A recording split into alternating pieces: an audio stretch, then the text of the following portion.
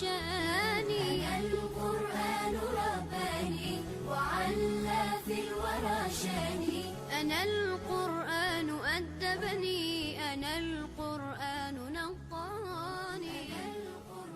Aussi cette culture du salam. C'est essentiel et c'est important. Donc on ne peut pas que quelqu'un il voit son frère, sa sœur ou dans la famille. Quand on rentre, même on éduque, on inculque à nos enfants cette culture-là. Quand ils entrent, ils disent salam. Quand ils s'assoient à table, n'importe. On se sépare même avec un arbre et on revient, on dit salam. Donc c'est essentiel et c'est important. Et cette salutation, c'est une salutation bénie.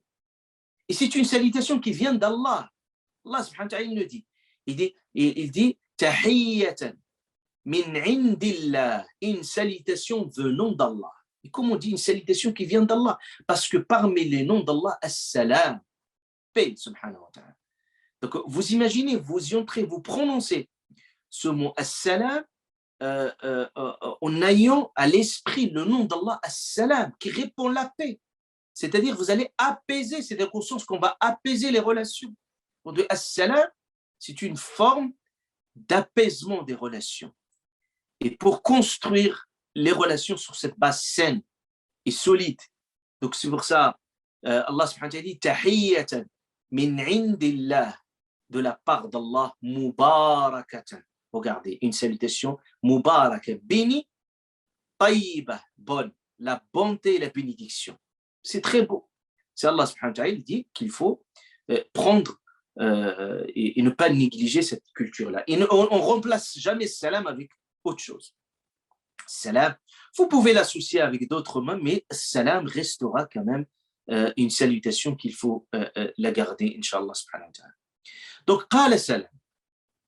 Donc, il dit qawmun munkarun. Donc, vous voyez qu'il commence à douter, à avoir des doutes, surtout quand il aura présenté la nourriture et puis ils ont refusé de manger. Et puis, qu'est-ce qu'il fait? C'est Ibrahim alayhi salam. Il dit, Allah subhanahu wa ta'ala dit, et puis, dès qu'ils sont venus chez les invités, puis il alla discrètement à sa famille.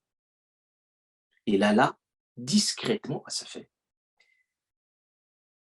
Ça, le geste qu'il a fait, c'est Ibrahim alayhi salam, faragha ila ahli.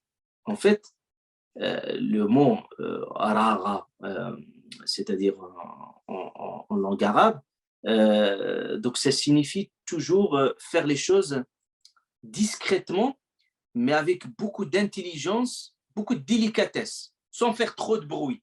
C'est-à-dire, araga, d'ailleurs, on utilise le tha'lab, le renard, on le qualifie rawagan al-tha'lab. Le renard, en fait, parce qu'il trouve toujours des petites astuces, donc il est très intelligent, en fait, il trouve toujours les moyens discrets.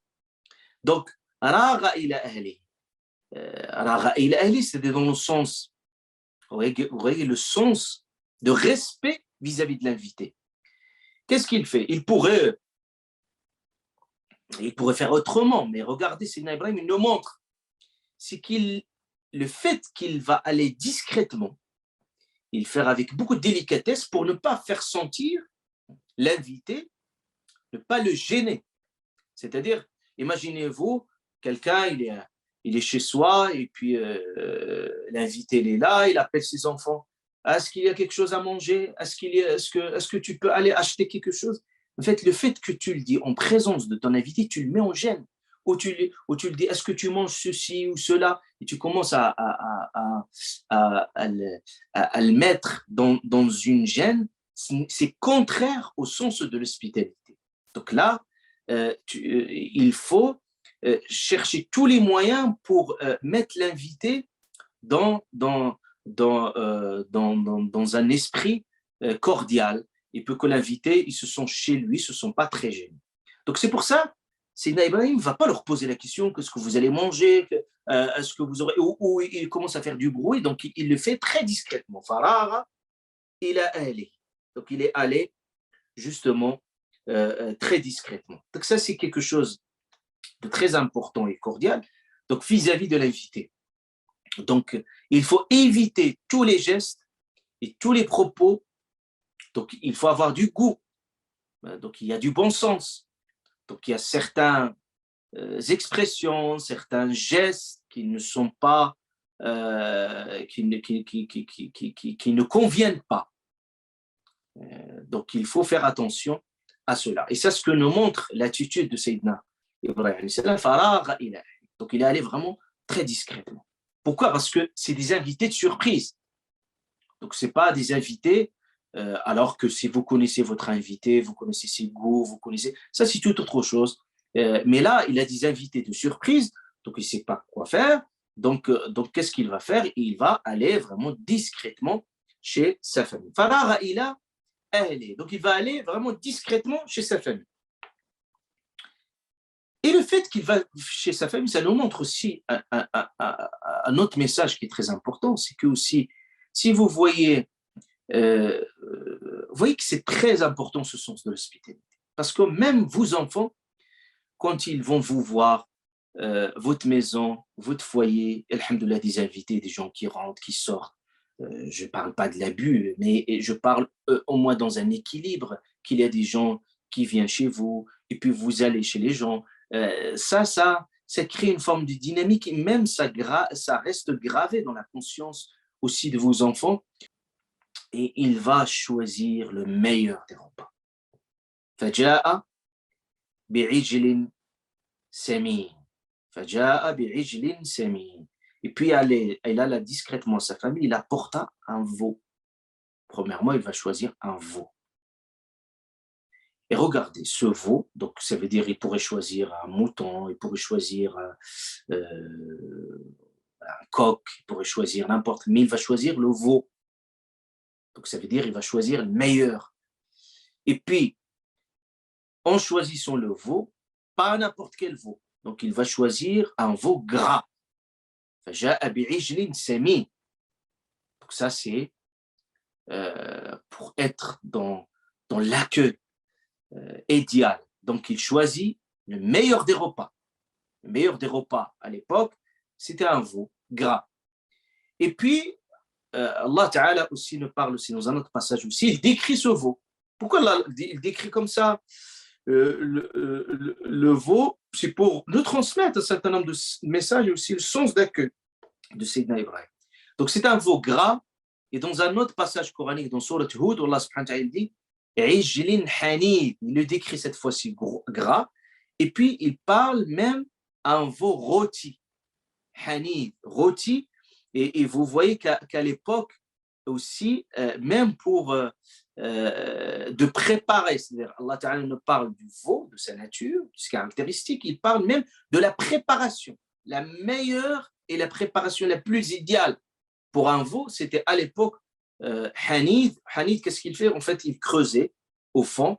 C'est pas comme on voit aujourd'hui avec les formes. Il y a différentes formes pour avoir ce qu'on appelle les poulets rôtis, et puis les formes où vous avez que ça tourne en fait autour avec ces appareils aujourd'hui. Mais à l'époque, en fait, la meilleure façon de le faire, ça existe aujourd'hui, mais très rarement, en fait, même, il creusait tout au fond, et puis voilà, il essayait un peu d'allumer le feu, et puis ça permet vraiment au vœu d'être préparé comme il se doit. Donc voilà, Sayyidina Ibrahim alayhi salam, et donc il va choisir ce.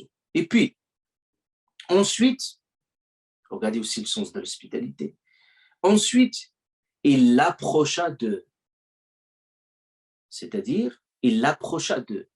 Regardez aussi, pour les honorer, c'est qu'il ne va pas dire aux invités, rapprochez-vous du repas. Non, c'est lui qui va approcher le repas d'eux. Et donc ça, c'est un sens aussi de l'hospitalité pour honorer.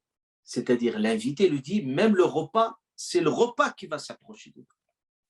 Et d'ailleurs, à travers ce même rituel, on trouve, même dans la culture musulmane, dans certains pays, où même les gens qui lavent les mains, ben, on ne les invite plus à aller au lavabo laver leurs mains, c'est-à-dire on ramène même un lavabo mobile, etc., pour qu'ils lavent les mains, pour leur dire, voilà, c'est-à-dire le repas vient chez eux, et même quand vous voulez laver vos mains, ils le font avec plaisir.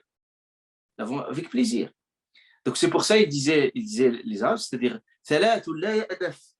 personne ne refuse, il le fait avec plaisir, même l'émir, il dit l'amir, et parmi eux, c'est-à-dire ikram, le fait de faire ces gestes pour accueillir, bien entendu, l'invité. Donc il l'approche à d'eux. Et puis, قال ألا تأكلون, ne mangez-vous pas, dit-il. Et si ala ta'kul, ne mangez-vous pas, il l'a dit avec beaucoup de douceur. C'est comme il dit ici, veuillez manger. C'est-à-dire, c'est une autre façon aussi de les interpeller. C'est une façon douce pour les inviter. Veuillez manger. Ala ta'kulu. Et puis, ça aussi, ça nous montre aussi qu'il faut choisir ses mots. Et quand vous avez des invités, toujours tu le fais sentir, vous êtes les bienvenus. Et puis manger. Et puis tu utilises tous les mots, tous les gestes qui sont convenus pour pouvoir les mettre à l'aise. Donc c'est pour ça, Sayyidina Ibrahim alayhi salam dit Ala ta'kulu, ne mangez-vous donc pas, veuillez manger. C'est dans ce sens-là que ce verset aussi nous apprend aussi une autre façon aussi d'accueillir nos invités.